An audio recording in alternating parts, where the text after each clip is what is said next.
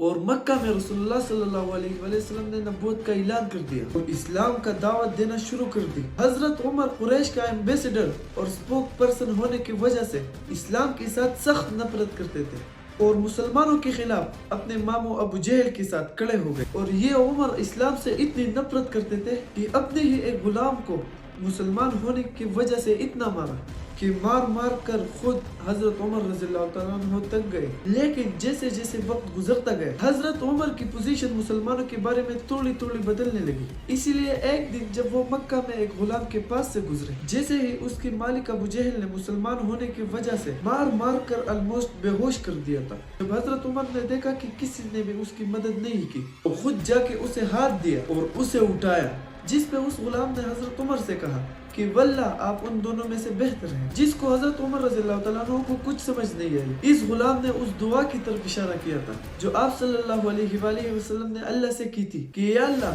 دو عمرین میں سے ایک کو اسلام کی طرف لا، ایک عمر بن خطاب اور ایک عمر بن حشام مطلب ابو جہل۔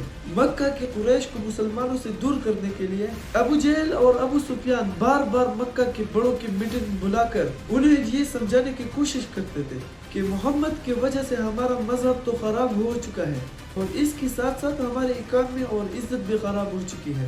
ان سارے میٹنگ میں بار بیٹھ کر حضرت عمر رضی اللہ تعالیٰ عنہ ایک دن تنگ آ چکے تھے اور انہوں نے آخر ایک ایسا فیصلہ کیا جو اس سے پہلے کرنے میں کسی کے پاس ہمت نہیں تھی۔ اور وہ فیصلہ کیا تھا آپ کو پتا ہے؟ رسول اللہ صلی اللہ علیہ وسلم کو قتل کرنے کا فیصلہ۔ اور حضرت عمر اپنی تلوار لے کر دار ارقم کی طرف نکل گئے۔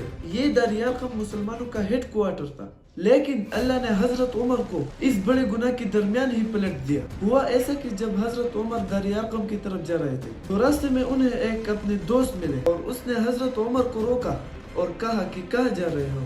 جب حضرت عمر نے اپنے پلان کے بارے میں بتایا تو وہ آدمی بالکل ڈر گیا اور اس نے کہا کہ رسول اللہ صلی اللہ علیہ وسلم کے پاس جانے سے پہلے اپنے گھر کا خبر تو لوں۔ اس پر حضرت عمر سمجھ گئے اور سیدھا اپنے بہن کے گھر کی طرف روانہ ہوئے۔ جب پہنچ گئے گھر میں تو سیدھا اندر گئے اور جا کر سید بن زید کو مارنے لگے۔ ان کی بہن فاطمہ نے اپنے شوہر کو بچانے کی کوشش کی، لیکن حضرت عمر نے اپنی بہن کو بھی مار دیا جس سے اس کا خون بہنے لگا۔ تو جب حضرت عمر نے اپنے بہن کا خون دیکھا تو ان کو آخر ترس آیا اور کہا کہ مجھے قرآن دکھاؤ، آخر اس میں لکھا کیا ہے۔ اور پھر قرآن پڑھنے کے بعد وہ مسلمان ہو گئے۔